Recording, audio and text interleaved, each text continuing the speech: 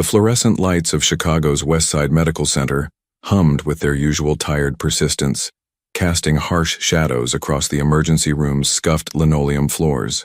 It was 11:47 p.m. on a Friday night in late October, and the air carried that particular tension that every ER nurse recognized, the calm before the inevitable storm.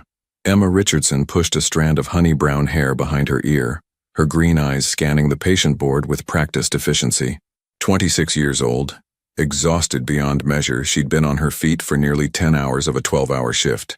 The coffee she'd gulped down at 9 was long gone, replaced by the metallic taste of adrenaline and determination that had become her constant companion. "Emma, we need you in Bay 3, called out Marcus, one of the newer residents, his voice carrying that edge of controlled panic that meant something serious. She grabbed a fresh pair of gloves, her navy blue scrubs already showing the stains of the evening's chaos. A teenager with a skateboard injury, an elderly woman with chest pains, a construction worker with a nail through his hand. Just another Friday in a hospital that served one of Chicago's most challenging neighborhoods. The October wind rattled the ambulance bay doors, carrying with it the scent of coming rain and the distant wail of sirens. Emma had grown up not far from here, in a modest apartment in Pilsen where her mother still lived, battling the early stages of Parkinson's with the same stubborn determination that Emma had inherited. The $2,200 monthly rent on her studio apartment, combined with her mother's medical bills and her own crushing student loan debt, $87,000 and counting, meant that every shift mattered.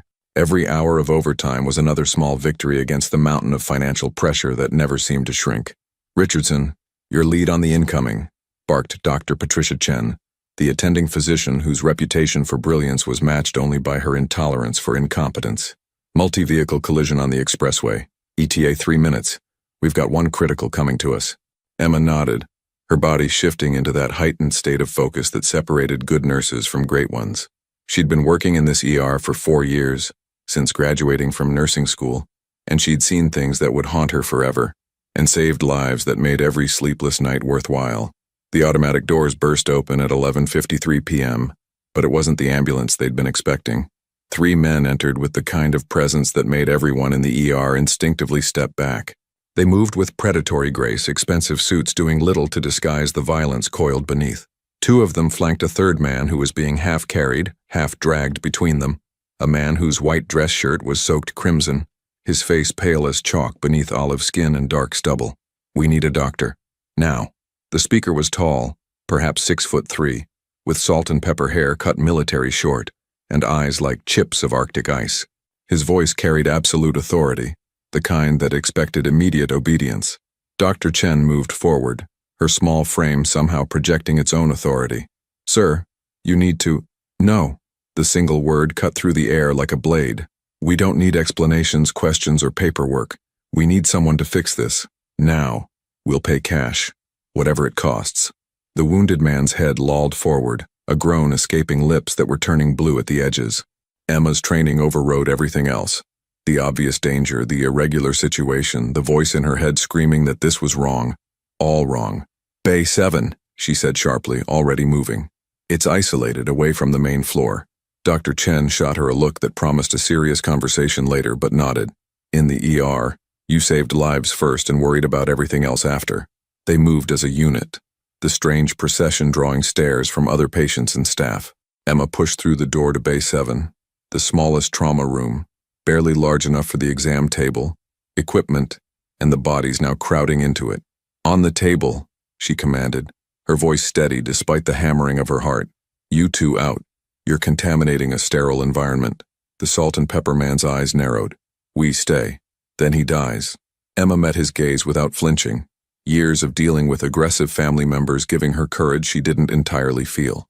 "You can stand outside that window and watch, but in here I'm in charge. Your choice." For a moment the tension was thick enough to choke on. Then, surprisingly, the wounded man spoke, his voice rough with pain but carrying unmistakable command. "Do what she says." The 2 men withdrew to just outside the door, visible through the glass, their postures radiating threat. Dr. Chen was already cutting away the bloody shirt, revealing the damage beneath. Emma's breath caught for just a moment. 2 gunshot wounds, one through the left shoulder, one dangerously close to the liver. The shoulder wound was a through and through, relatively clean. The abdominal wound was the killer, still bleeding sluggishly, the entry point suggesting the bullet might still be inside. "Emma, vitals," Dr. Chen ordered.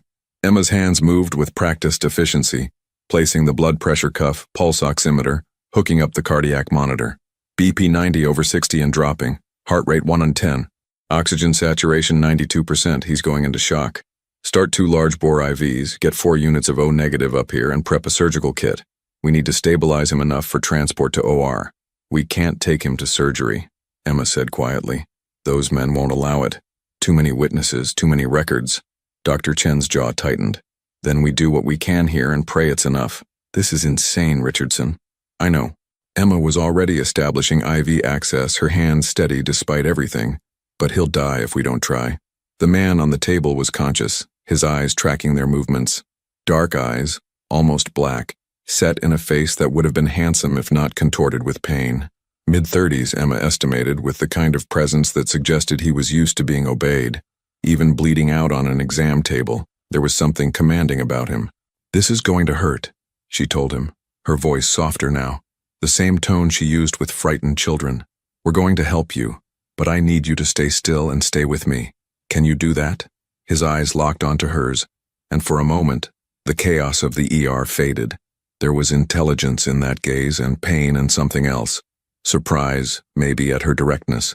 "What's your name?" he managed through gritted teeth. "Emma, and you really shouldn't be talking." "Dante," a ghost of a smile. Dante Moretti. The name meant nothing to Emma, but she saw Dr. Chen's shoulders tense microscopically. Later, Emma would wonder why she hadn't recognized it. Dante Moretti, whose name appeared in newspapers with careful euphemisms like alleged organized crime figure and business entrepreneur with questionable associations. "Nice to meet you, Dante. Now shut up and let me save your life." Dr. Chen had located the abdominal bullet with the portable ultrasound, lodged against the liver but miraculously having missed major vessels. "We need to remove it and repair the damage. Emma, local anesthetic, surgical kit, and pray we get lucky." What followed was the most intense 30 minutes of Emma's career.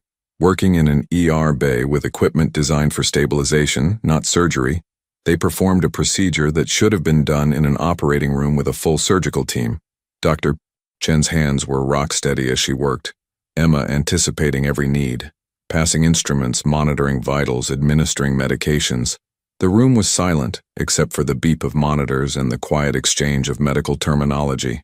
Outside, the 2 men watched like statues, their presence a constant reminder of the danger surrounding this entire situation. Emma found herself talking to Dante as she worked, the way she always did with patients hovering on the edge of consciousness. "You're doing great, stay with me. Breathe slowly, that's it, you're going to be fine." Meaningless words maybe, but spoken with genuine care. His eyes never left her face when they were open. During the worst of it, when Dr. Chen was extracting the bullet and he should have been screaming, he bit down on the rolled gauze they'd given him and kept his gaze locked on Emma, as if she were an anchor in a storm of agony. "Got it, Doctor," Chen finally said, dropping a deformed 9mm round into a metal tray with a sharp clink. "No major vessel damage. He's incredibly lucky. Emma, start closing the abdominal wound, layer by layer, and make them neat. I'll handle the shoulder." Emma had stitched hundreds of wounds, but never one like this. Never with a man's life hanging quite so dramatically in the balance. Never with armed men waiting outside. Never with such an acute awareness that she was crossing lines that couldn't be uncrossed. Her hands didn't shake.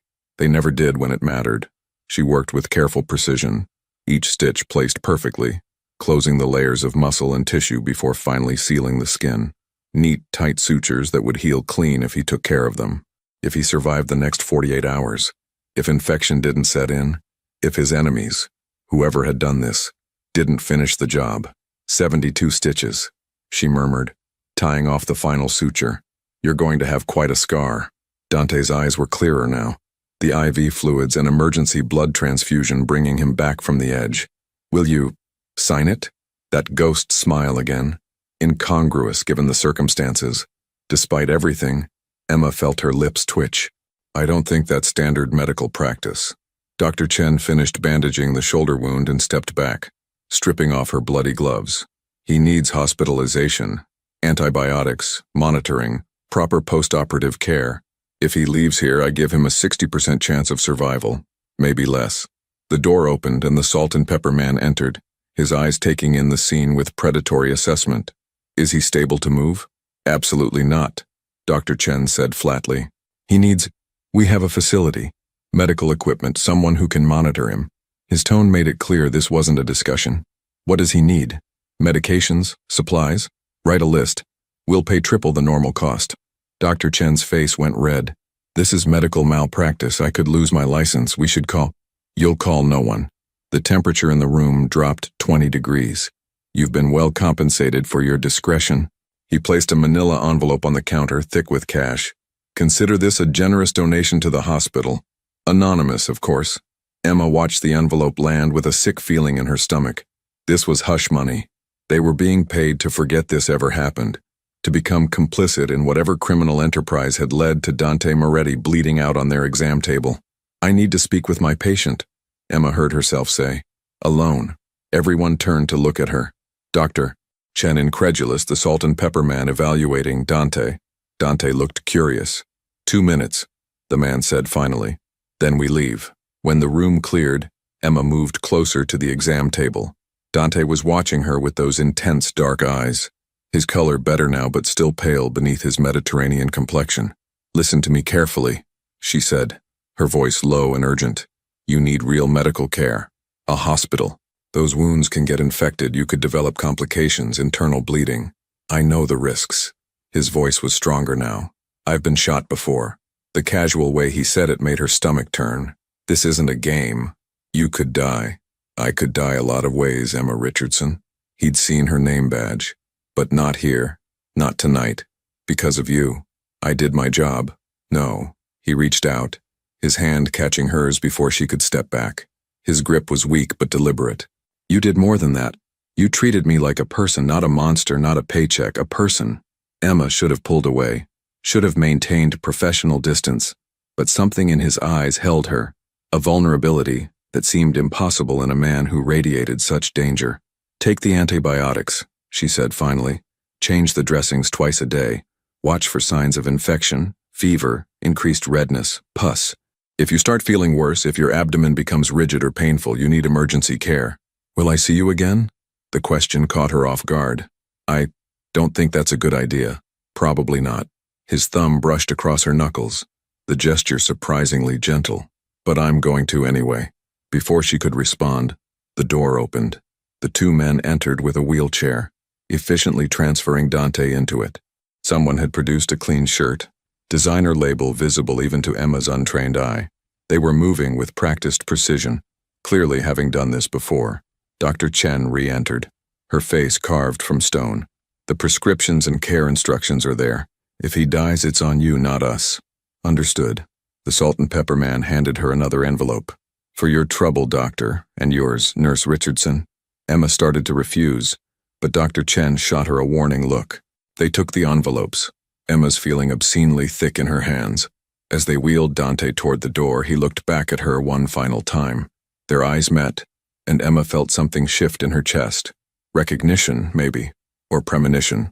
The sense that this moment would define everything that came after. Then they were gone, disappearing into the October night like ghosts, leaving only blood-stained linens and the memory of dark eyes that had seen through her in a way no one else ever had.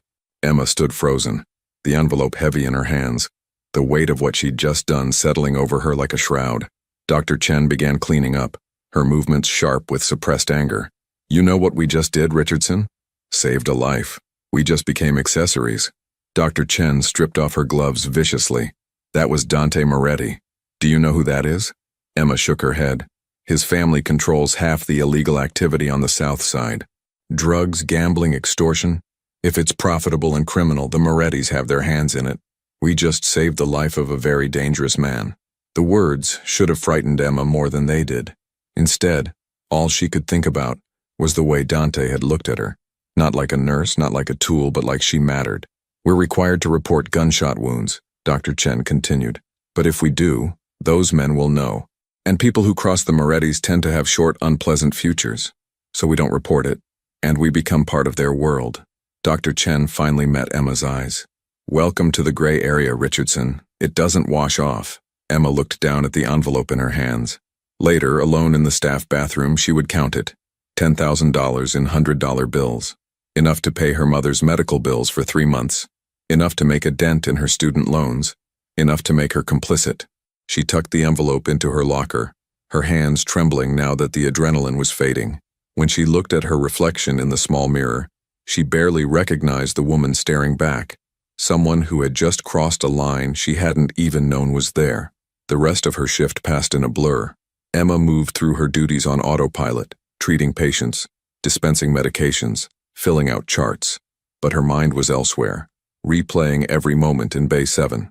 At 6:47 a.m., as dawn broke over Chicago's skyline and her shift finally ended, Emma walked out into the cold October morning.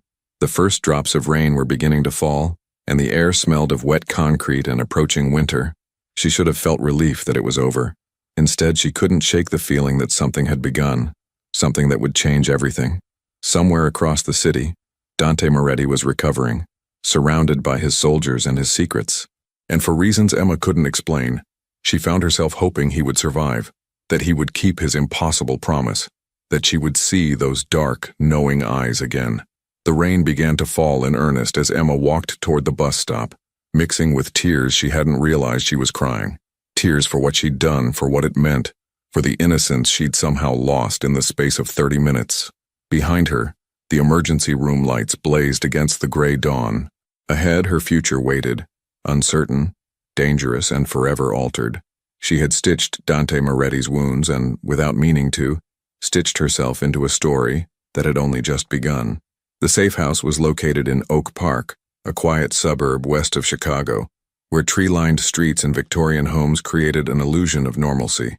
The 3-story brownstone looked like any other on the block, well-maintained, unremarkable, forgettable, which was exactly the point. Dante Moretti opened his eyes to unfamiliar ceiling moldings and the sharp, persistent ache that radiated from his shoulder and abdomen. Pale morning light filtered through heavy curtains, and for a disorienting moment, he couldn't remember where he was or how he'd gotten there. Then memory crashed back. The ambush outside the warehouse, bullets tearing through flesh, the desperate drive to the hospital, and her, Emma Richardson. Her face materialized in his mind with crystalline clarity.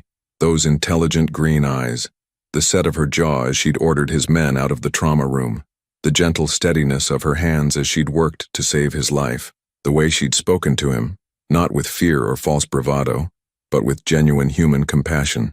In 37 years of life, most of it spent in a world where loyalty was bought and trust was a liability, Dante had met countless people. He'd learned to read them instantly, their weaknesses, their prices, their breaking points.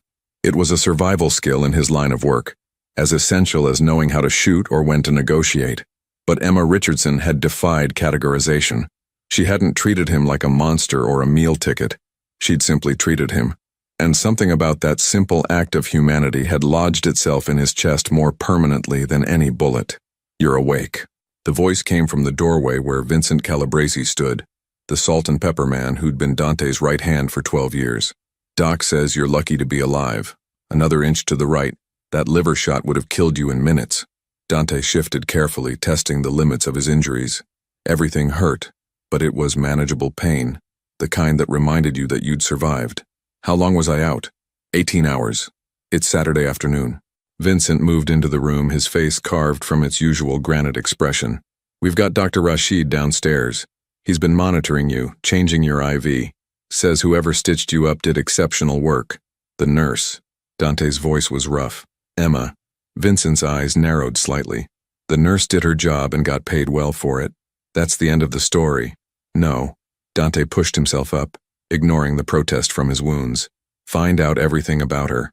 Where she lives, where she grew up, family, finances, everything." "Boss, that's not everything, Vincent." Dante's tone carried the weight of absolute authority, the voice that had built an empire from the ruins of his father's smaller operation. "I want to know who she is." Vincent hesitated, then nodded curtly. In their world, orders were followed. Questions were minimal. "I'll have a full report by tonight." After Vincent left, Dante lay back against the pillows, his mind circling obsessively around those 30 minutes in the emergency room. He'd been shot 3 times before. Occupational hazard in his line of work. But he'd never felt this before. This gnawing need to understand someone, to see them again. It was dangerous. Weakness was dangerous. And Emma Richardson was a weakness he couldn't afford. But knowing that didn't make it stop. Across the city, Emma Richardson was discovering that normalcy was impossible to reclaim. She'd barely slept after her shift, collapsing into her studio apartment at 7:30 Saturday morning, only to lie awake staring at the water-stained ceiling. Every time she closed her eyes, she saw Dante Moretti's face, pale with blood loss, tight with pain, but somehow still commanding, still present. The $10,000 sat in her underwear drawer, wrapped in the manila envelope. Blood money, hush money, money that could solve so many problems but came with a price she was only beginning to understand. By Saturday afternoon, exhaustion finally dragged her under into fitful sleep, plagued by dreams of dark eyes and darker secrets. She woke at 6 p.m. to 17 missed calls, 12 from her mother, 5 from unknown numbers. Her heart hammering, Emma called her mother back immediately. "Emma, finally!" Rose Richardson's voice carried relief and agitation in equal measure. "I've been trying to reach you all day. Are you okay?" "I'm fine, Mom, just sleeping after a long shift. What's wrong?" "Nothing's wrong. That's the strange part." Her mother's tone shifted to confusion. "I went to pick up my prescriptions today and the pharmacist said they'd already been paid for. All of them. Through the end of the year." Emma's blood went cold. "What? I thought maybe you'd done it, but it was cash, Emma. Nearly $2,000 in cash. Who would do something like that?" Emma's mind raced. "I don't know, Mom. Maybe there was a charity program And Mrs. Chen from downstairs said she saw a very nice car parked outside our building this morning. Black. Expensive. Said a man in a suit was watching the entrance for over an hour." The cold feeling spread through Emma's entire body. "Did she get a description?" "Tall, gray hair. Looked like he could be in the movies." Rose paused. "Emma, what's going on? You sound frightened." "I'm not." The lie tasted bitter. "It's probably nothing. Listen, I'll come by tomorrow, okay? We can talk then." After hanging up, Emma sat on the edge of her bed, her hands shaking. They'd found her mother, found where she lived, what medications she needed. They'd paid for them, a gesture that could be interpreted as kindness or as a message. "We know where you are. We know what matters to you. We can reach you anytime we want." Emma's phone buzzed with a text from an unknown number. "Dr. Chen wants to see you. Monday morning before your shift. Her office, come alone." The weekend crawled by with agonizing slowness. Emma tried to maintain her routine. Grocery shopping, laundry, a visit to her mother where she lied convincingly about the mysterious benefactor. But she felt watched everywhere she went. The black sedan parked across from her building. The man in the coffee shop who seemed too interested in his newspaper. The sense of eyes tracking her every movement. Sunday night, she barely slept. Every sound in her building became a threat, every shadow a potential danger. She'd saved a man's life, and somehow that simple act had pulled her into a world she didn't understand. Monday morning arrived gray and cold, late October asserting itself with wind that cut through Emma's jacket as she hurried into Westside Medical Center at 6 a.m. Dr. Su Chen's office was on the administrative floor, a small space cluttered with medical journals and coffee cups that had seen better days. Dr. Chen looked like she hadn't slept much either. "Close the door, Richardson." Emma complied, her stomach nodding. "I've been practicing medicine for 23 years. Dr. Chen began without preamble. "I've worked in this ER for 15 of those years. I've seen gunshot victims, stabbing victims, people beaten within an inch of their lives. I've treated gang members, drug dealers, people who've done terrible things, and I've never, not once, compromised my ethics. Dr. Chen, until Friday night." The older woman's eyes were hard. "I've spent the entire weekend researching Dante Moretti. Do you know what I found? 17 suspected murders, though nothing proven. Connections to drug trafficking, illegal gambling, loan sharking, extortion. His family organization is responsible for God knows how much misery in this city. And we saved his life." Emma found her voice. "We're doctors, we save lives, that's what we do. We're also mandatory reporters. Gunshot wounds have to be reported to the police. It's not optional, Richardson. It's the law. So report it now." Dr. Chen's laugh was bitter. "And get us both killed? I'm not naive. Those men knew exactly what they were doing by coming to us. They chose a hospital in a neighborhood where people know not to ask questions. They chose an ER that's understaffed and overworked. And they chose the end of a Friday night shift when everyone's exhausted and not thinking clearly. What do you want from me? I want you to understand what you've done.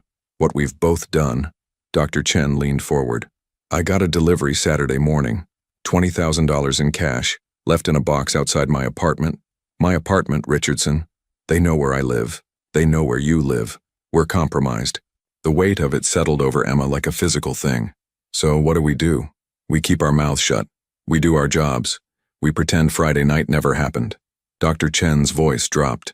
And we pray that's the end of it. But Emma could see in the older woman's eyes that neither of them believed that. Her shift that day was routine.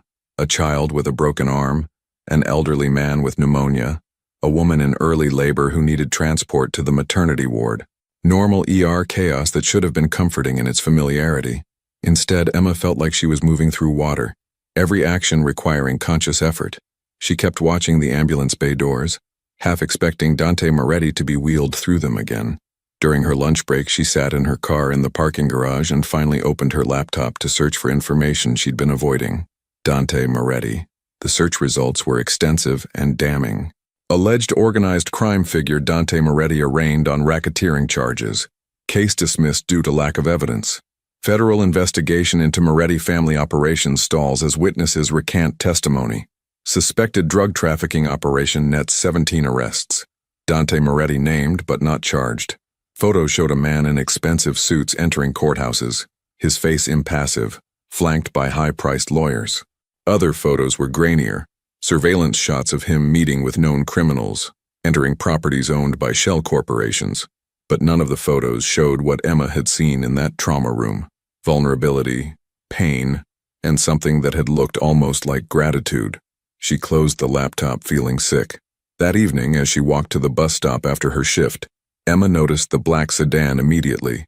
It was parked across the street, engine running, windows tinted dark.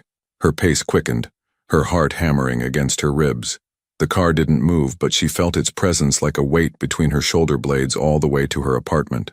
In the Oak Park safe house, Dante was healing faster than Dr. Rashid had predicted. The abdominal wound was clean, no signs of infection, the stitches holding perfectly. The shoulder was more problematic. Limited range of motion, persistent pain, but manageable.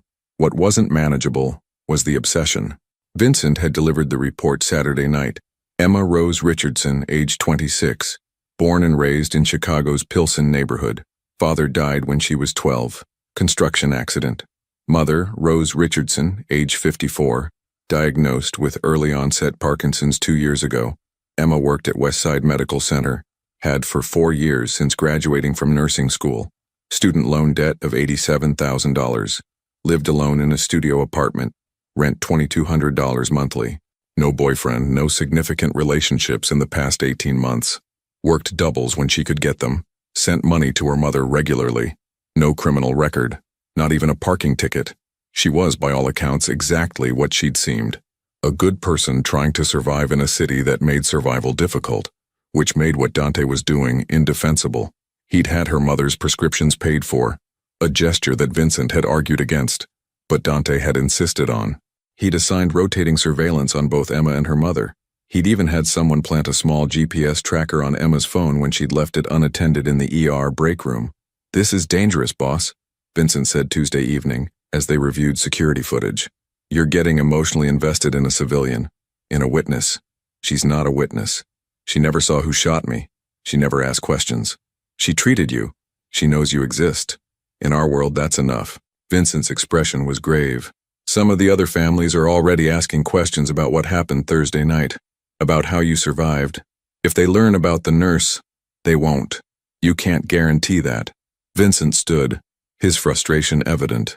"I've known you since you were 25, Dante. I watched you build this operation from almost nothing after your father died. I've never seen you make decisions based on emotion. Don't start now."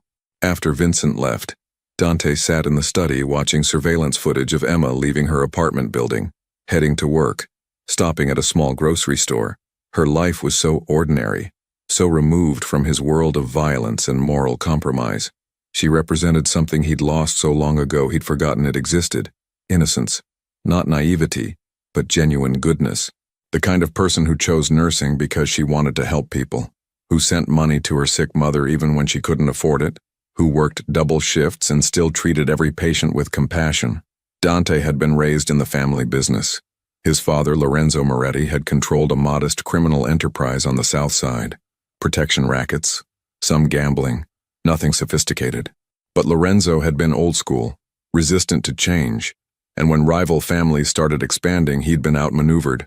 Dante, freshly graduated from Northwestern with a business degree his father had insisted on, had watched the empire crumble. When Lorenzo died of a heart attack, some said natural, some said helped along, 25-year-old Dante had been left with debts, enemies, and a choice: walk away or fight. He'd fought, and he'd won, brutally, efficiently, demonstrating a capacity for strategic violence that had surprised everyone, including himself. 12 years later, the Moretti organization controlled territory from the South Side to parts of the western suburbs. They'd diversified. Drugs, yes, but also legitimate businesses used for laundering. Real estate, restaurants, construction companies. Dante had built an empire, and he'd done it by never allowing himself to be weak, by never forming attachments that could be exploited, by keeping everyone at arm's length and trusting almost no one. Now, watching Emma Richardson walk into her apartment building, groceries in hand, exhaustion evident in the slope of her shoulders, Dante felt something he'd thought he'd trained out of himself years ago. The desire to protect someone, not as an asset or a strategic necessity, but simply because he wanted to see her safe. It was the most dangerous thing he'd felt in years. Wednesday night, Emma's unease crystallized into certainty. She was closing her apartment door, arms full of mail, when she noticed it. A small envelope on the floor just inside the threshold. Plain white, expensive paper, her name written in elegant script. No postage. Hand-delivered. With trembling fingers, Emma opened it. Inside was a single card embossed with a phone number and a brief message. I'm told I owe you my life. I'd like to thank you properly. Call when you're ready. DM. Emma's legs went weak. She sank onto her second-hand couch, staring at the card as if it might explode. This was insane. She should destroy it. Forget it existed. Pretend none of this had happened. Instead, she found herself staring at the number, memorizing it without meaning to. Her phone rang, making her jump. Unknown number. Against her better judgment, she answered. Hello? Emma Richardson? The voice was female, professional, slightly accented. Please hold for Mr. Moretti.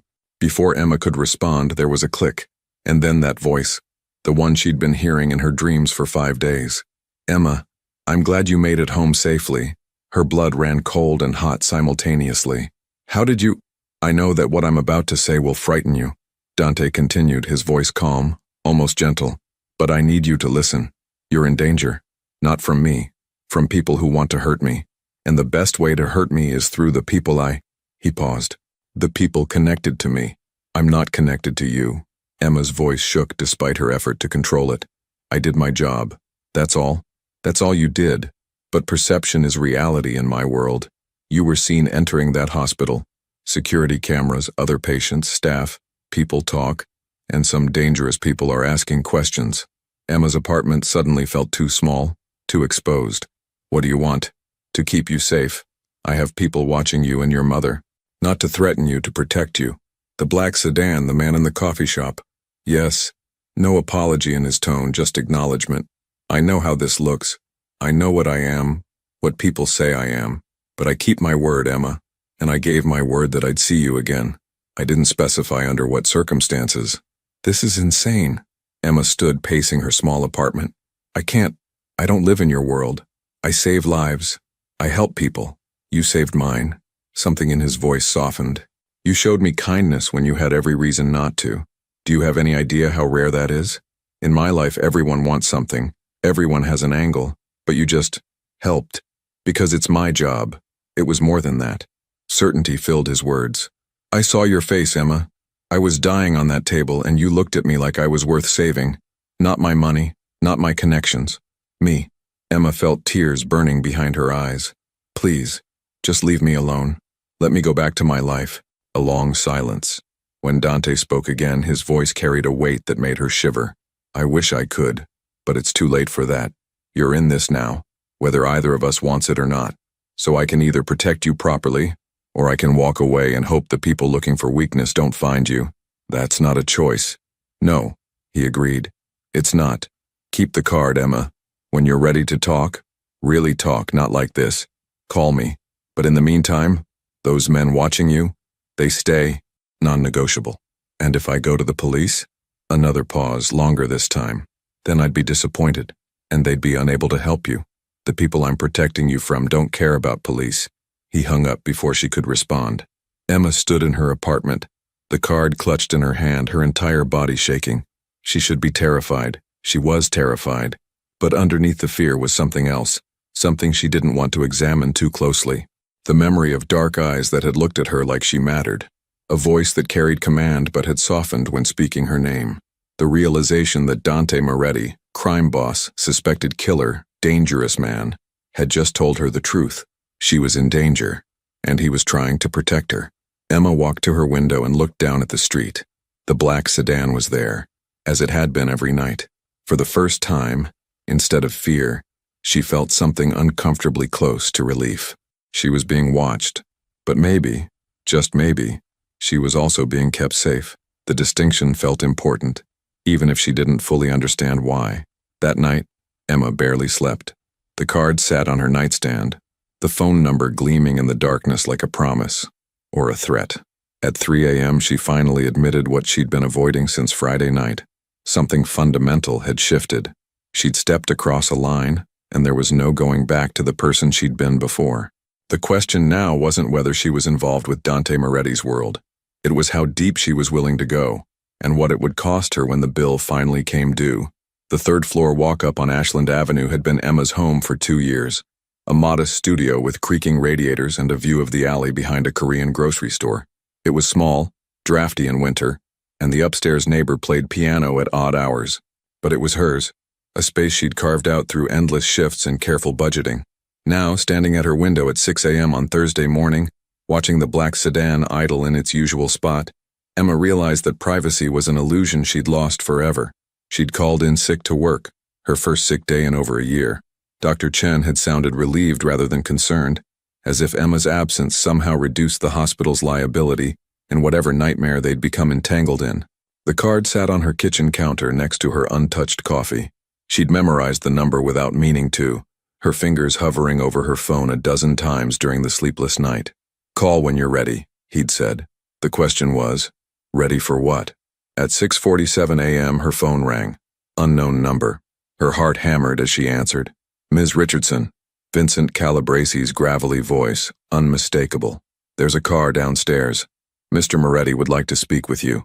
In person." It's not a request, but it's not a threat either. You have questions, he has answers. Neutral location, public place. You'll be driven there and back, completely safe." Emma's laugh was bitter. "Safe, that's relative, isn't it? More than you know." Vincent's tone carried an edge of something that might have been respect. "You can refuse. The car will leave, but the protection stays, and the questions you have won't get answered. Your choice." Emma looked around her apartment, at the life she'd built through hard work and determination, at the normal existence that now felt impossibly distant. "Where?" she asked. "Millennium Park. The Bean. 30 minutes. Wear something warm. It's cold today." The line went dead. The black sedan was a Mercedes. Leather interior pristine. Windows tinted dark enough to obscure the outside world. The driver was young, Latino, with careful eyes that tracked everything. He didn't speak, didn't introduce himself, simply held the door open and waited. Emma climbed in, her hands shaking despite her attempt at composure. The drive took 17 minutes through early morning Chicago traffic. Emma watched the city pass, neighborhoods she knew intimately, streets she'd walked countless times. Everything looked different through tinted windows, as if she'd crossed into a parallel version of her life. Millennium Park was relatively empty at this hour, a few joggers and early morning tourists. The driver pulled up to the Randolph Street entrance, came around to open her door. "Through the park, east side of the Bean. He's waiting." Emma walked through the plaza, her breath forming clouds in the October air. The temperature had dropped overnight, Chicago reminding everyone that winter was coming. She'd worn her heavy jacket, jeans, comfortable boots, practical clothing that felt like armor.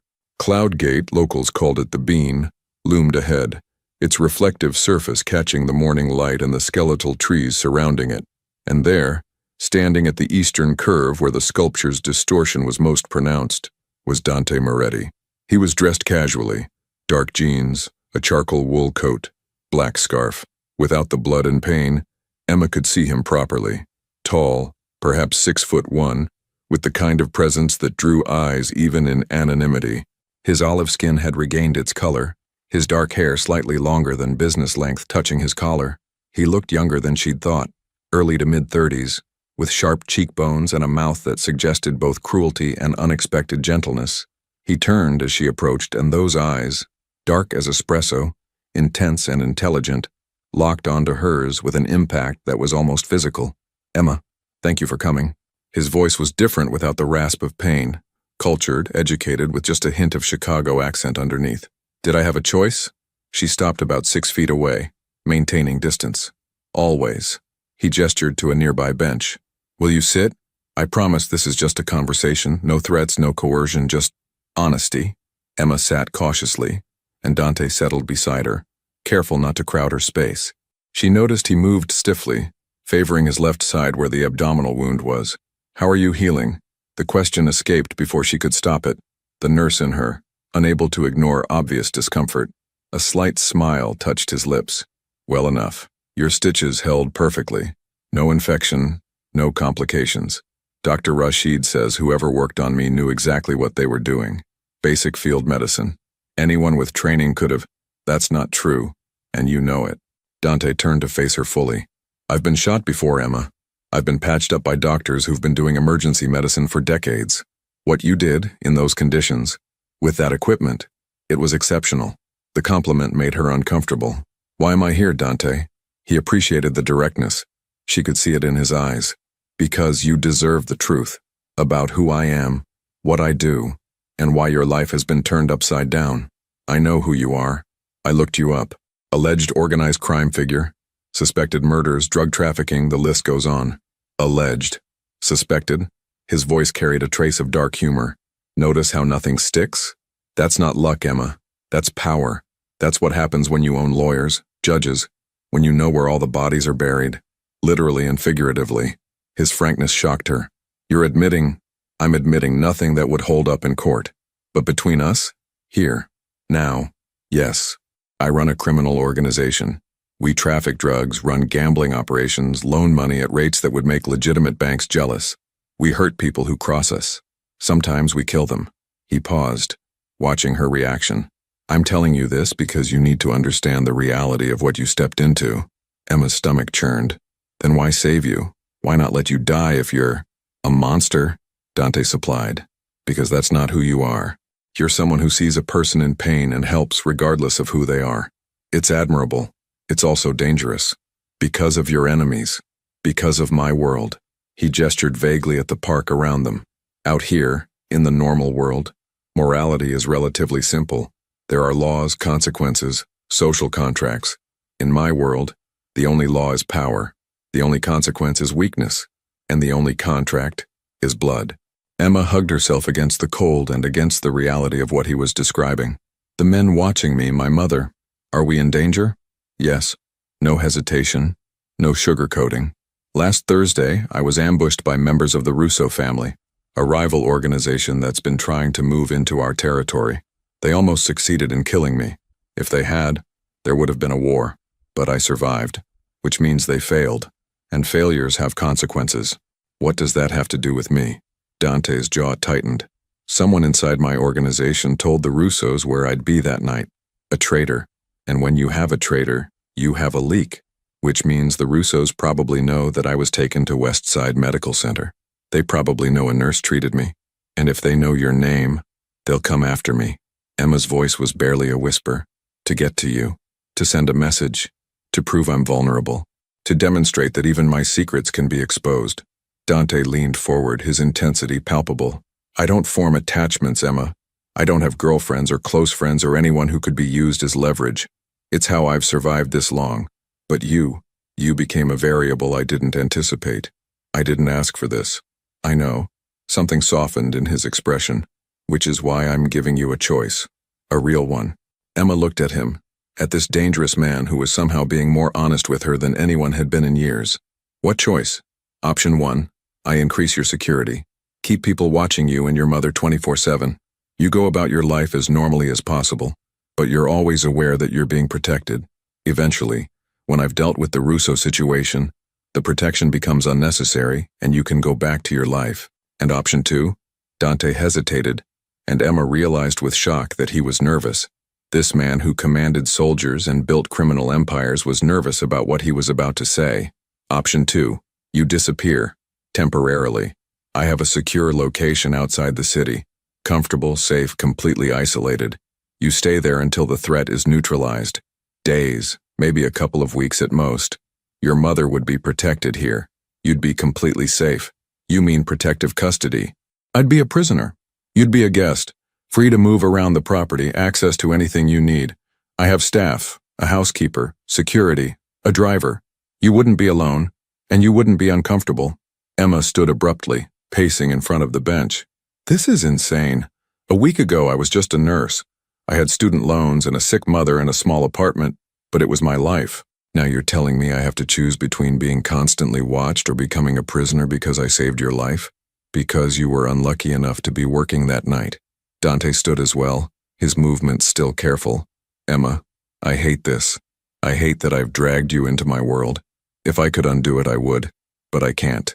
All I can do is try to keep you safe until you can go back to being just a nurse. Can I? Emma turned to face him. Can I really go back after knowing what I know after being part of this? I don't know, Dante admitted. Honestly, I don't know, but I'm going to try to make it possible. The vulnerability in his voice caught Emma off guard. This wasn't the face of organized crime, this was just a man, wounded and uncertain, trying to fix a problem he'd inadvertently created. Why? She asked quietly. Why do you care? You barely know me. Dante moved closer, stopping just within her personal space. This close, Emma could see the flecks of gold in his dark eyes, the faint scar along his jawline, the stubble that suggested he'd left in a hurry this morning. Because you looked at me like I was human, he said softly. Not a monster. Not a means to an end. Just human. Do you have any idea how rare that is? In my life, everyone wants something. Everyone has an agenda. But you just helped. And when I was lying on that table, barely conscious, all I could think was that if I died, the last face I saw would be someone genuinely good. It felt important. Emma's breath caught. The honesty in his voice, the rawness of the admission. It broke through her defenses in a way that threats never could. I need time, she heard herself say. To think, to process. Take whatever you need. Dante stepped back, giving her space. But while you're thinking, the protection stays. Non-negotiable. What if I don't want it? Then I'll respect that, and I'll pray that I'm wrong about the danger. But I won't stop trying to keep you safe, Emma, even if you hate me for it. Before she could respond, Dante's phone buzzed. He glanced at it, and Emma saw his expression change, shuddering, hardening into something dangerous. I have to go. His voice was different now. All business. Vincent will take you wherever you want to go. Home, your mother's, work, anywhere. He paused, one hand reaching toward her before stopping. I'm sorry, Emma, for all of it. Then he was walking away, pulling out his phone, becoming someone else. The crime boss, the dangerous man, the person who made people disappear. Emma watched him go, her mind spinning. Nothing about this made sense. She should hate him, should be terrified, should want nothing more than to run as far as possible from Dante Moretti and his world of violence. Instead, all she could think about was the look in his eyes when he'd said she made him feel human. Vincent drove her home in silence, but before she got out, he spoke. For what it's worth, I've known Dante for 12 years. I've never seen him like this. Protective of someone outside the organization, it's unprecedented. Is that supposed to make me feel better? Emma asked. It's supposed to help you understand that whatever he's feeling, it's real. And in our world, real feelings are dangerous. They get people killed. Vincent's ice blue eyes met hers in the rearview mirror. Think about that when you're making your choice. Emma spent Thursday in a daze, her apartment feeling simultaneously too small and too empty. She tried to do normal things. Laundry, reading, watching television, but nothing held her attention. Her phone rang repeatedly, her mother checking in, a nursing colleague asking if she was okay, Dr. Chen calling to discuss protocol. Emma ignored them all. At 8 p.m., as darkness settled over Chicago and the temperature dropped toward freezing, Emma made a decision. She picked up her phone and dialed the number she'd memorized. It rang once. Emma. Dante's voice, immediate recognition. I need more answers, she said. Real answers. About your world. About the danger. About what happens next. A pause. Where are you? Home. I'll send a car. 20 minutes. Dress warm. We're going somewhere we can talk properly. Where? Somewhere I can show you the truth, all of it. The car arrived exactly 20 minutes later. This time, it was a different vehicle, a dark blue SUV with bulletproof glass. Emma could tell from the thickness. The driver was the same young Latino man from that morning, but now there was another man in the front passenger seat, his jacket bulging slightly at the shoulder in a way that suggested a weapon. They drove north, through neighborhoods Emma knew and then into areas she didn't, finally crossing into Evanston and then beyond, toward suburbs where houses grew larger and more isolated.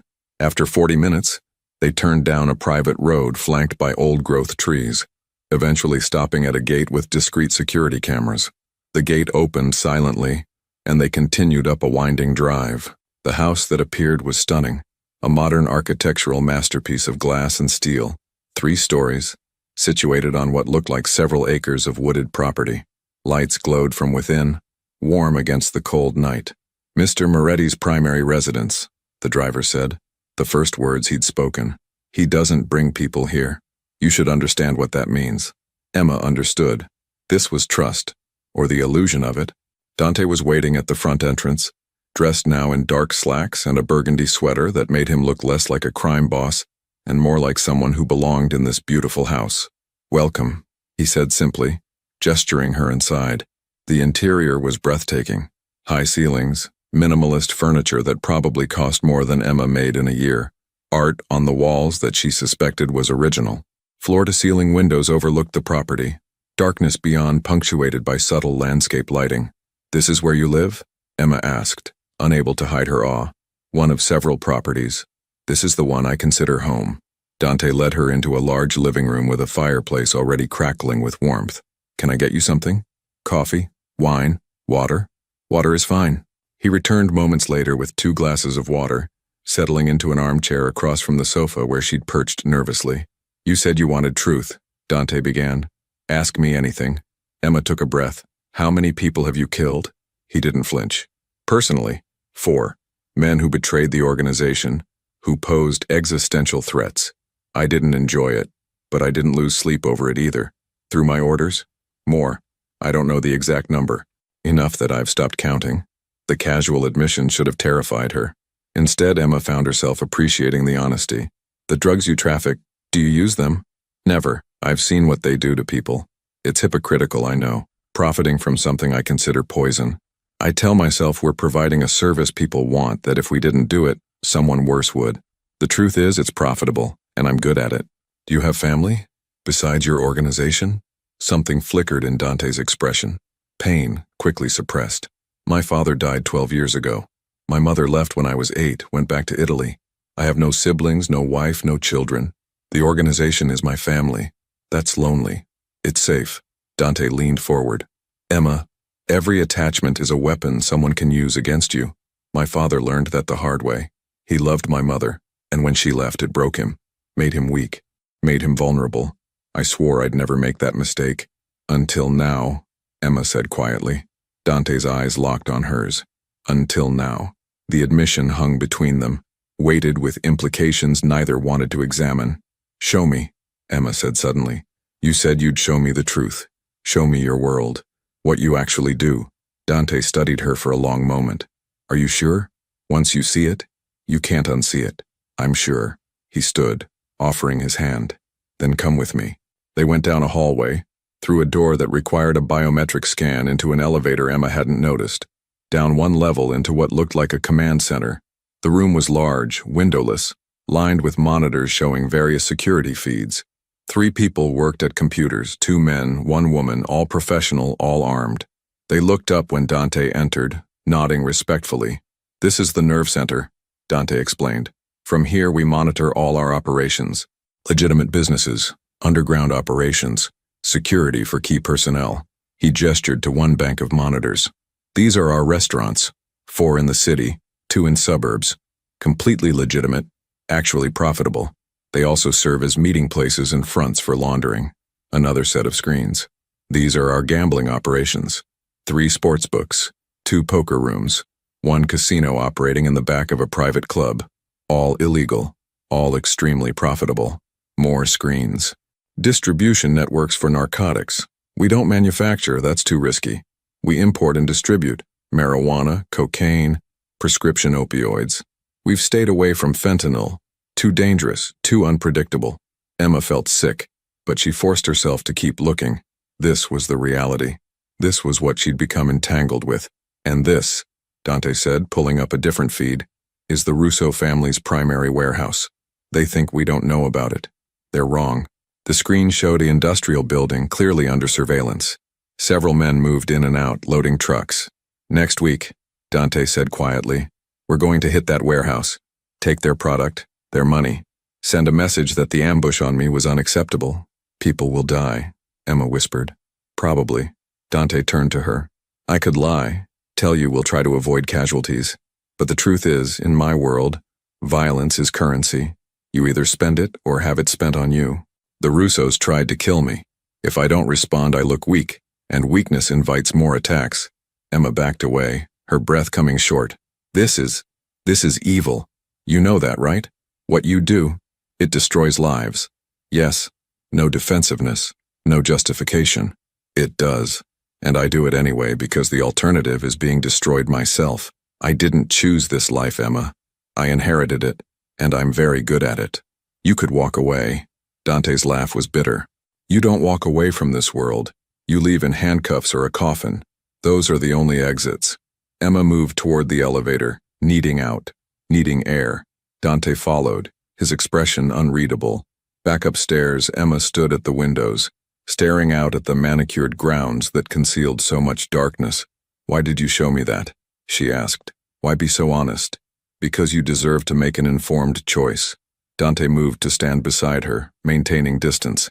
About whether to let me protect you. About whether you want any part of my world. You needed to see who I really am, what I really do. And if I walk away, if I tell you I want nothing to do with you, then Vincent will drive you home, and you'll have security you'll never see. I'll handle the Russo situation, eliminate the threat, and eventually, you can go back to your life. I'll stay away. You'll never hear from me again. It should have been what she wanted. Safety, distance, a return to normalcy. Instead, Emma heard herself ask, and if I don't walk away? Dante turned to her slowly, surprise and something darker flickering in his eyes. Then you need to understand what that means. It means choosing to enter my world, knowing full well what exists here. It means accepting protection that comes with strings.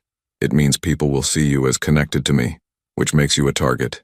It means you can never fully go back to who you were before. But I wouldn't be a prisoner. No, you'd be... He paused, searching for words. You'd be under my protection, part of my life, however peripherally, and I'd do everything in my power to keep you safe while trying not to destroy who you are. Emma looked at him, really looked at him, past the danger, past the violence, past the criminal empire. She saw a man who'd been shaped by brutality into something hard and unyielding, but who still somehow had enough humanity left to care about a stranger's well-being. I need to think, she said finally. Really think. Not pressured, not rushed. I need time. Take whatever you need. Dante pulled out his phone. Vincent will take you home. The protection continues regardless of what you decide. And Emma, he waited until she looked at him. Thank you. For what? For not running screaming. For listening. For trying to understand. A hint of smile. Most people would have run by now. Maybe I'm not most people. No, Dante agreed softly. You're definitely not. The drive home was silent, Emma's mind replaying everything she'd seen and heard. The command center, the casual discussion of violence, the stunning honesty of a man who dealt in lies and deception for a living. Back in her apartment, Emma stood at the window watching the black sedan take up its familiar position. Protection or surveillance, did the distinction even matter anymore? Her phone buzzed with a text from an unknown number. She opened it to find a single message. Whatever you decide, I meant what I said. You made me feel human. That's worth protecting, even if you choose to walk away. D. Emma read the message 3 times, then set her phone down and walked to her bedroom. She pulled out the $10,000 from her drawer, the money she'd been paid for saving his life. Blood money. Hush money. Money that represented a choice she'd made without fully understanding the implications. She could give it back, could insist on a clean break, could try to reclaim the innocence she'd lost, or she could accept that the line had already been crossed, that she'd already made her choice the moment she'd stitched Dante Moretti's wounds and looked into his eyes and seen something worth saving. Emma didn't sleep that night. Instead, she sat at her window watching the sedan, watching the city, thinking about choices and consequences and the strange twist of fate that had brought a dying crime boss into her life. By dawn, she still didn't have an answer, but she knew with absolute certainty that whatever she decided would change everything. The question was whether she had the courage to choose the dangerous path or the wisdom to walk away. Emma made her decision on Friday morning, standing in her apartment with the first snow of the season falling outside her window. Chicago was transforming into a winter wonderland, white flakes covering the grime and chaos with temporary beauty. She picked up her phone and dialed the number she now knew by heart. Emma. Dante answered immediately, his voice tense with anticipation. "I'm not walking away," she said quietly, "but I need you to understand something. I'm not doing this because I approve of what you do. I'm doing this because the alternative is living in fear, looking over my shoulder forever. If I'm going to be in danger anyway, I'd rather face it head on." A long silence. Then, "I understand. And Emma, thank you for trusting me."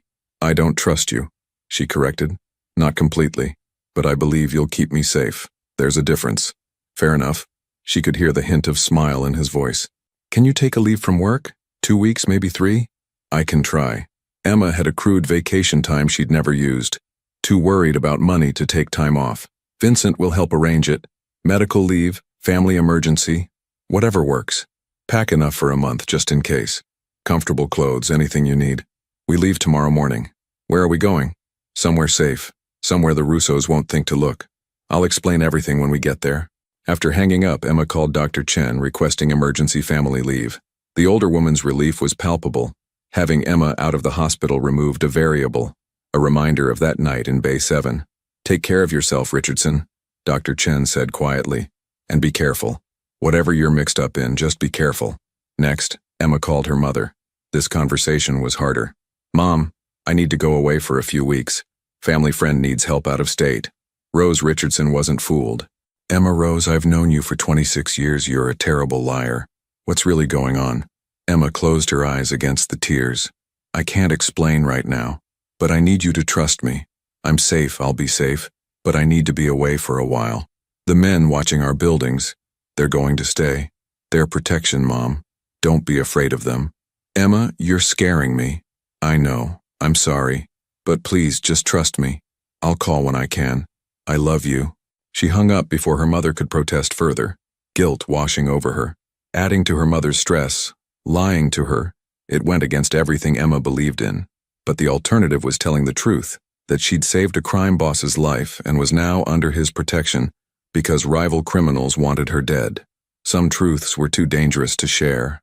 Saturday morning arrived with brutal cold, temperatures dropping to 15 degrees Fahrenheit. Emma stood outside her apartment building at 6 a.m., a large duffel bag at her feet, watching the black SUV pull up. Vincent emerged, nodding curtly. "Ms. Richardson, let me take that." He loaded her bag efficiently, then opened the rear door. Emma climbed in and found herself face to face with Dante Moretti. He looked different this morning, dressed in dark jeans, a heavy leather jacket, casual but expensive. His hair was slightly disheveled, as if he'd run his hands through it repeatedly, and those dark eyes studied her with an intensity that made her breath catch. "Ready?" he asked simply. "No, but I'm here anyway."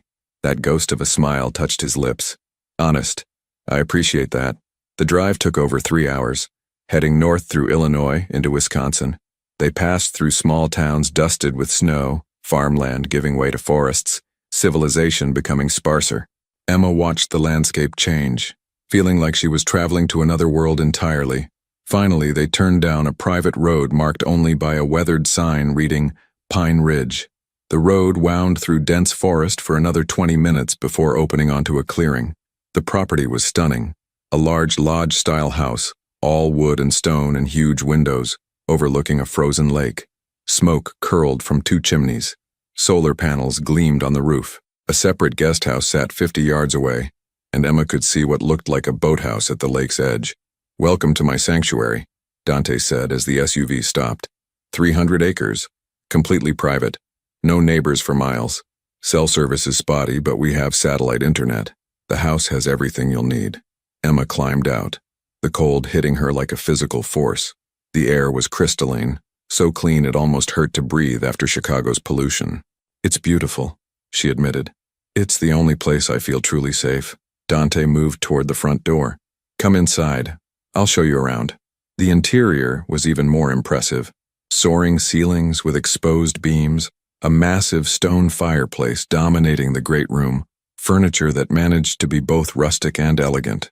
Everything was warm, inviting, the complete opposite of what Emma expected from a crime lord's safe house. Kitchen's fully stocked, Dante said, giving her a tour. Mrs.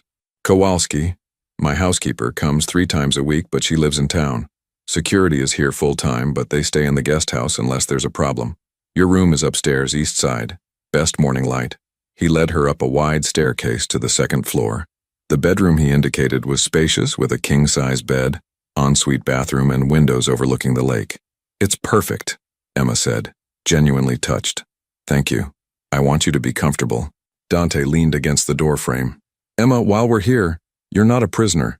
You're free to go anywhere on the property. Use anything you want. The only rule is you don't leave without security. The Russos have resources. I don't think they'll find us here, but I'm not taking chances. What about you? Are you staying here? Most of the time. I'll need to go back to Chicago occasionally, handle business. But Vincent can manage most things remotely. He paused. I don't want to leave you alone more than necessary.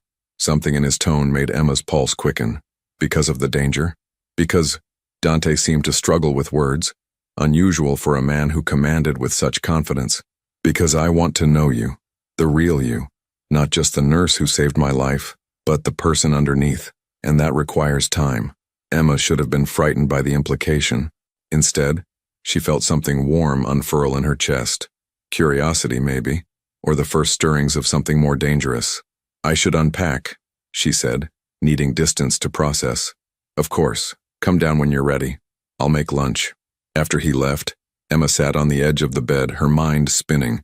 She was in the middle of nowhere with a man who casually discussed murder. She should be terrified. Instead, she felt curious, and maybe, just maybe, a little bit excited. The first week passed in a strange, suspended reality. Emma fell into a rhythm. Mornings spent reading by the fireplace, afternoons walking the property with security trailing discreetly behind, evenings having dinner with Dante and discovering layers to him she never expected. He cooked. Actually cooked, not just heated frozen meals. Italian food, learned from his grandmother before she died. He moved around the kitchen with easy confidence, telling stories about growing up on the South Side, his father's restaurant that had been a front for less legal activities. I wanted to be a chef, he admitted one evening over homemade pasta. Before everything changed, I thought I'd go to culinary school, maybe open my own place, something legitimate. What happened? My father died, and I inherited an empire on the verge of collapse. I was 25, fresh out of business school, and suddenly responsible for 50 men and their families. Men who would have been killed or imprisoned if I didn't step up. Dante's expression darkened. So I stepped up, and I discovered I was good at it. Really good.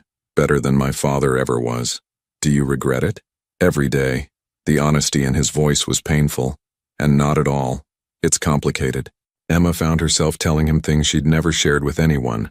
About her father's death, the guilt of not being able to save him. About watching her mother's diagnosis, feeling helpless as the disease slowly stole her strength. About the crushing weight of debt and responsibility that made every day a struggle. You're strong, Dante said quietly. Stronger than most people I know. To carry all that and still have compassion for strangers, that's rare. Or stupid, Emma countered. No, never stupid. His eyes held hers. Compassion isn't weakness, Emma. It's the hardest strength there is. They played chess in the evenings, Emma discovering that Dante was a brilliant strategist who still managed to let her win occasionally. They watched old movies, argued about books, found common ground in unexpected places, and slowly, almost imperceptibly, the distance between them began to shrink. On the 8th day, everything changed. Emma woke to raised voices downstairs. She threw on clothes and hurried down to find Dante, Vincent, and two security men clustered around a laptop. "What's wrong?" she asked. Dante looked up, his face carved from stone. "The Russos hit one of our distribution centers last night. Killed 3 of our men, left a message." He turned the laptop toward her. Security footage showed carnage, bodies, blood, and spray painted on the wall. "Where's your nurse?" Emma's legs went weak. "They know about me. They know someone treated me. They don't know who yet." Vincent's voice was grim. "But they're looking. They've been asking questions at hospitals, putting out feelers. It's only a matter of time," Dante said quietly. "Once they identify you, they'll go after your mother to draw you out." Emma's heart stopped. "My mother is already being moved to a secure location." Dante stood, moving toward her. "I sent a team 2 hours ago. She's safe, Emma. I promise you, she's safe. You should have told me. I'm telling you now, and I'm telling you that we need to accelerate our timeline. I was planning to wait, to gather more intelligence. But I can't wait anymore. Not with your name potentially out there." "Accelerate what?" Dante exchanged glances with Vincent. "The hit on the Russo warehouse. We move tonight. Take out their operation. Send a message that attacking us has consequences. And hopefully, in the chaos, they forget about looking for a nurse." "You're going to start a war," Emma whispered. "The war already started when they tried to kill me." Dante's voice was steel. "I'm just going to finish it." Emma watched him transform before her eyes. The man who'd cooked her dinner and told her stories becoming someone harder, colder. The crime boss she'd seen glimpses of now fully present. "I'm leaving in an hour," Dante said. "Vincent stays with you, plus 4 security. You'll be safe here. I'll be back by morning." "And if you're not?" Their eyes met and Emma saw the truth. He might not come back. This operation was dangerous and even the best plans could fail. Then Vincent gets you and your mother somewhere completely new. New identities, new lives. "You'll be safe, Emma, no matter what." Before she could stop herself, Emma crossed the room and grabbed his hand. "Don't die, please. I didn't save your life just to watch you throw it away." Dante's fingers tightened on hers. "I'll come back, I promise." Then he was gone, taking half the security team with him, leaving Emma alone with Vincent and the terrible waiting. The hours crawled by with agonizing slowness. Emma couldn't eat, couldn't read, could barely sit still. She paced the great room while Vincent monitored communications, his expression unreadable. "He'll be fine," Vincent said finally, around midnight. "I've been with Dante for 12 years. He survived worse than this." "Have you?" Emma asked. "Cared about someone in this life?" Vincent's jaw tightened. "Once. Long time ago. It didn't end well." "What happened?" "She couldn't handle what I did. What I was. She tried, but eventually the darkness was too much. She left, and I let her go. Better that than watch her slowly die inside." Emma absorbed this. "Is that what you think will happen? With me and Dante? I think you're already in deeper than you realize. And I think when he gets back, if he gets back, you'll have to decide how deep you're willing to go." At 3:47 a.m., Vincent's phone rang. He answered immediately, his face transforming with relief. "Understood. See you soon." He looked at Emma. "It's done. They're coming back. Minor injuries, but everyone's alive." Emma collapsed onto the sofa, tears streaming down her face. Relief, exhaustion, fear all mixing together. When Dante walked through the door 40 minutes later, Emma's control shattered. She launched herself at him, and he caught her despite the wince of pain, holding her tight. "I'm okay," he murmured into her hair. "I'm okay, Emma." She pulled back enough to see him. Blood on his jacket that wasn't his, exhaustion in his eyes, but alive, whole. And then, before she could think about consequences or complications or all the reasons this was impossible, Emma kissed him. For a moment, Dante froze. Then his hands cupped her face and he was kissing her back with an intensity that made the world fall away. When they finally broke apart, both breathing hard, Dante pressed his forehead to hers.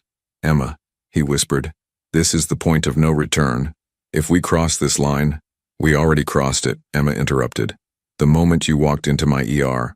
The moment I chose to help you. We've been crossing lines since the beginning. This is different." "I know." Emma met his eyes, seeing the vulnerability beneath the violence. "I know exactly what this is, and I'm choosing it anyway." Dante searched her face looking for doubt, for fear, finding only determination and something that looked dangerously like trust. "Then God help us both," he said softly, before kissing her again. Dawn broke over the frozen lake, painting the snow-covered pines in shades of gold and rose. Emma woke in Dante's arms, their bodies tangled together in his bedroom, the events of the previous night replaying in vivid detail.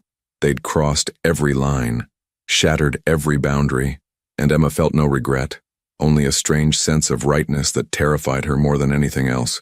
Dante stirred, his dark eyes opening to focus on her face. "Morning," he murmured, his voice rough with sleep. "Morning." Emma traced the edge of the bandage covering his shoulder wound, healing well, though he'd stressed it during the warehouse operation. "How are you feeling?" "Like I'm the luckiest man alive." His fingers brushed her cheek. "And the most damned." Before Emma could respond, his phone erupted with urgent buzzing. Dante tensed, reaching for it. His expression darkened as he read. "What is it?" Emma asked, fear creeping into her voice. "The Russos are retaliating, faster than we expected."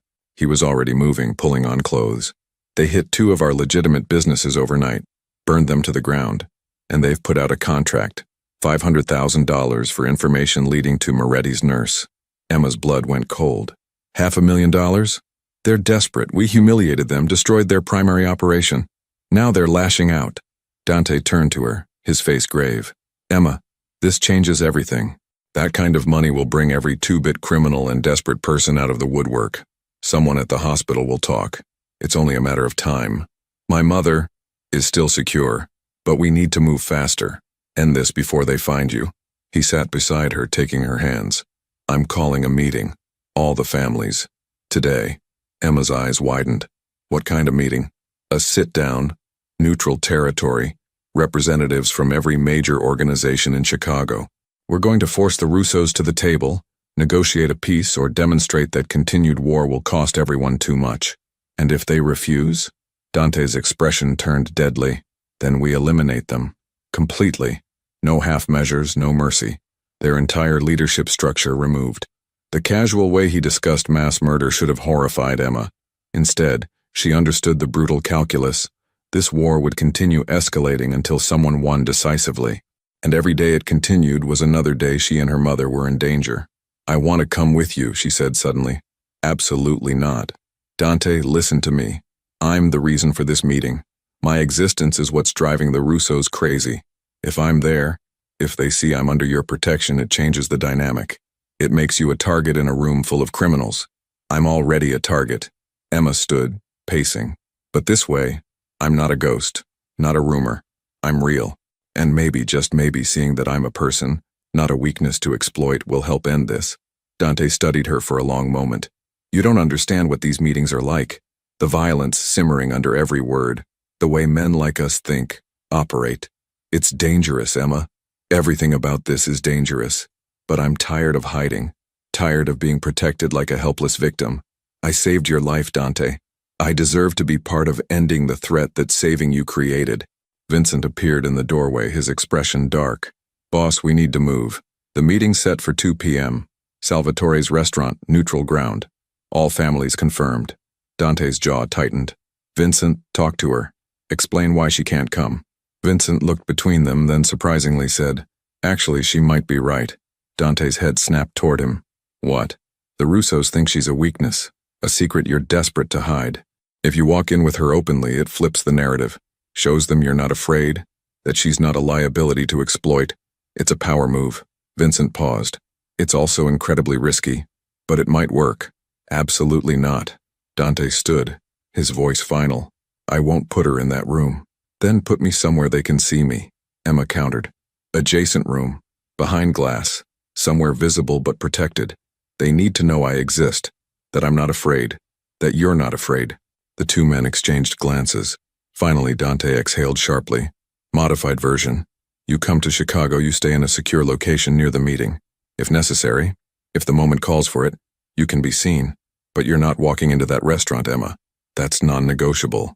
It wasn't what she wanted, but Emma recognized a compromise when she heard one. "Okay." The drive back to Chicago was tense. Dante made calls continuously, coordinating with his organization, ensuring every angle was covered. Emma sat quietly, processing the reality of what was about to happen. They arrived at a downtown high-rise, a luxury building that looked like any other. But the penthouse apartment Dante led her to was a fortress, Reinforced walls, bulletproof windows, security systems that looked military grade. "You stay here," Dante said, his voice tight with stress. "Vincent and 2 men remain with you. I'll have an earpiece. You'll be able to hear everything that happens at the meeting. If I need you, Vincent will bring you, but Emma," he gripped her shoulders. "If something goes wrong, if this turns violent, you run. Don't wait. Don't try to help. Vincent gets you out, gets you to your mother, and you both disappear, understand? Nothing's going to go wrong." Emma touched his face, feeling the tension in his jaw. "You're going to end this, one way or another." He kissed her deeply, desperately. "I need you to know, whatever happens today, these last 2 weeks have been the best of my life. You made me remember what it felt like to be human. I'll never forget that." "Dante, you're scaring me." "Good. Be scared. It might keep you alive." He pulled back, his expression hardening into the crime boss she'd first met. "I'll see you in a few hours." Then he was gone, taking most of the security team with him. Vincent set up the communication system, and Emma found herself listening to Dante's arrival at Salvatore's, an old Italian restaurant in Little Italy that apparently served as neutral ground for Chicago's criminal underworld.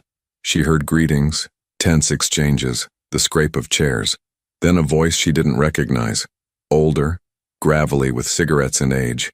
"Moretti, you've got some balls calling this meeting after what you did to our warehouse." "Russo." Dante's voice was ice. "You tried to kill me, I survived. You murdered 3 of my men, I responded proportionally. Now we're here to end this before it escalates further." "End it? You humiliated us. You failed to kill me. That's on you, not me." A pause. "But I'm willing to let it end here. No more retaliation, no more escalation. We go back to our territories. Maintain the peace that served everyone well for years." Another voice, younger, filled with rage. "After you destroyed 10 million worth of our product, after you killed my uncle. Your uncle tried to kill me, Marco." Dante's voice hardened. "He failed. In our world, failure has consequences. You know this." "And the nurse?" The older Russo voice again. "The one you're so desperate to protect?" Silence. Emma held her breath. "There is no nurse," Dante said flatly. "There's a doctor who patched me up and was paid well for discretion. That's all." "Your intelligence is bad, Salvatore. You're chasing ghosts. $500,000 says otherwise. $500,000 wasted. But if you want to keep throwing money at rumors, be my guest. Meanwhile, we can end this war, or we can keep destroying each other's operations until the feds decide we're all too visible and come down on everyone." A new voice. Calm, authoritative. "Moretti has a point. This war benefits no one. The Russos made their play. It failed. Honor has been satisfied on both sides. Time to return to business." Emma recognized the voice from Vincent's briefing. Carlo De Luca, head of the most powerful family in Chicago. His word carried weight. "The De Lucas want peace," Salvatore Russo growled. "Easy for you to say. You lost nothing.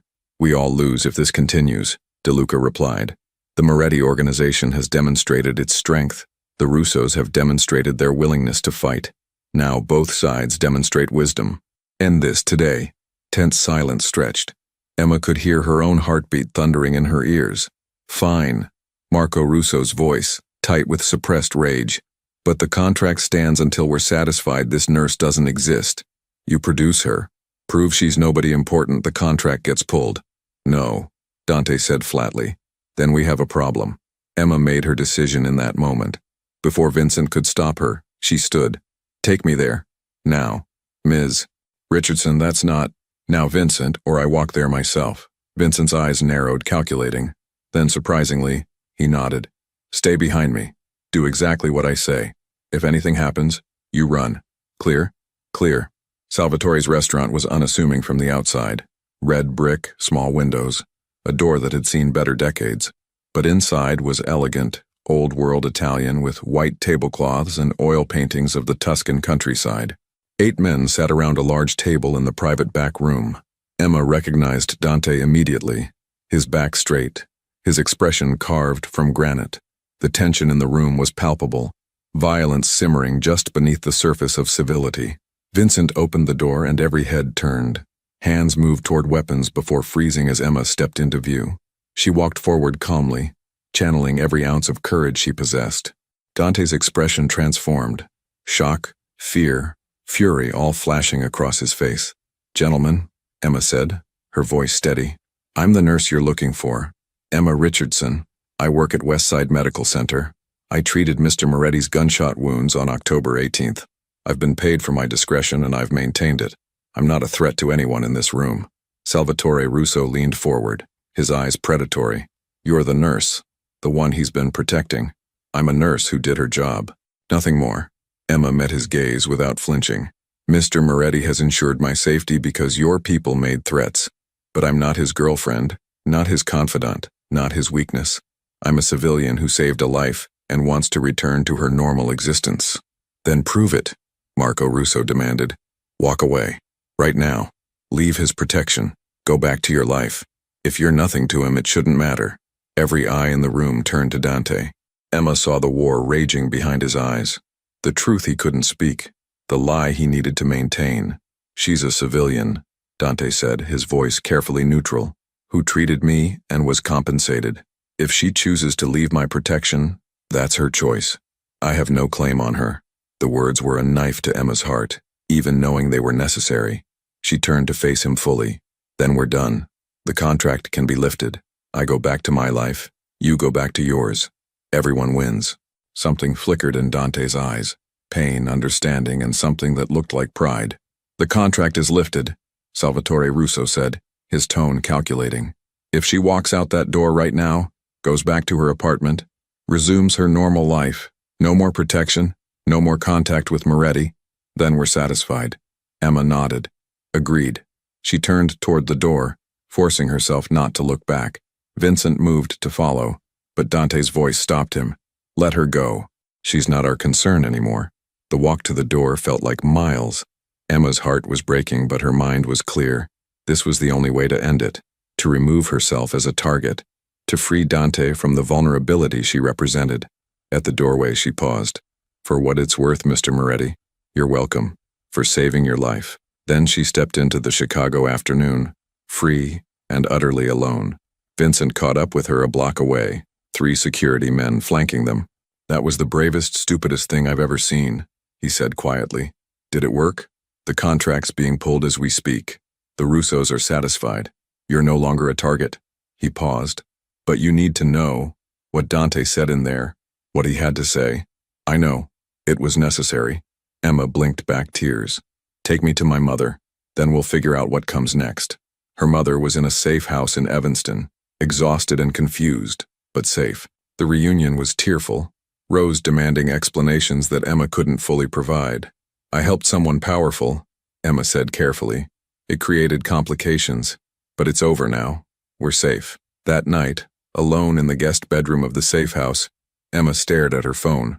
No calls, no messages.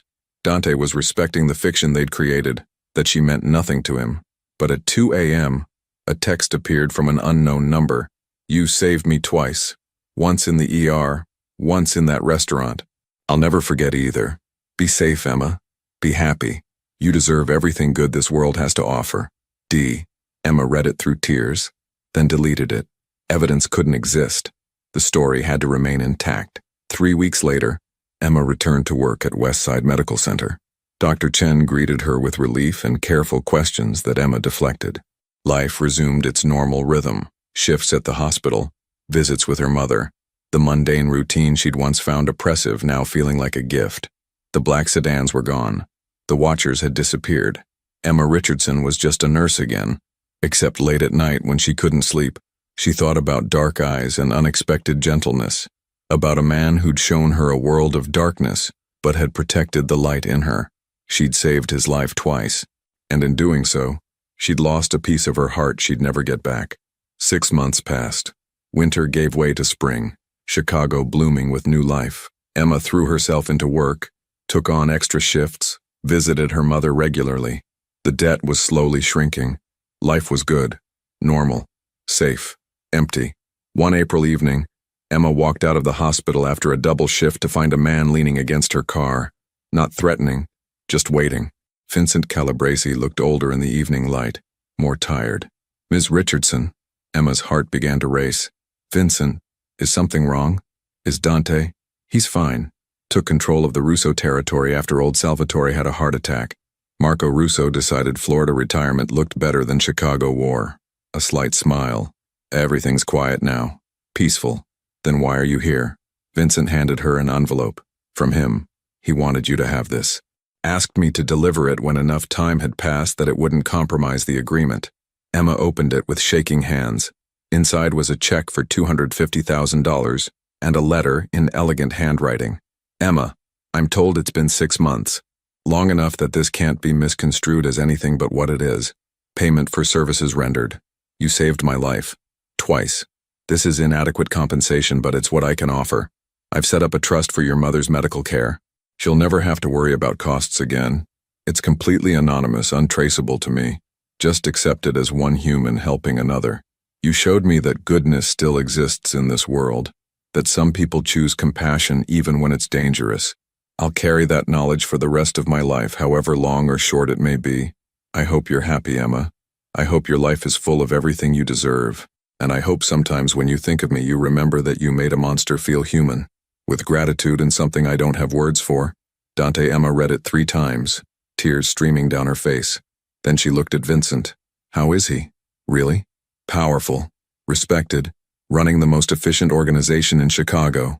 Vincent paused. And alone. Always alone. That's the price of what we do. Tell him. Emma struggled for words. Tell him I think about him. That I hope he finds moments of peace. That saving his life was the most important thing I've ever done.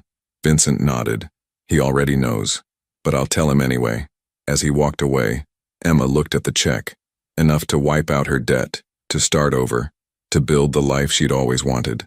Money that came from darkness but could fund light. She made her decision. She'd take it. Use it. Build something good from the ashes of those impossible weeks. But she'd never forget the man who'd given her a glimpse of his humanity, even as he lived in a world that demanded he hide it. Emma drove home through spring rain. The check on her passenger seat, Dante's letter pressed against her heart. She'd crossed into his world and somehow found her way back. But part of her, the part that had kissed him in the darkness, that had seen vulnerability beneath violence, remained behind, forever changed. She'd saved a life, and in the process, she'd lived more intensely than she ever had before. That, Emma decided, was worth the price of everything that came after. Epilogue 2 years later.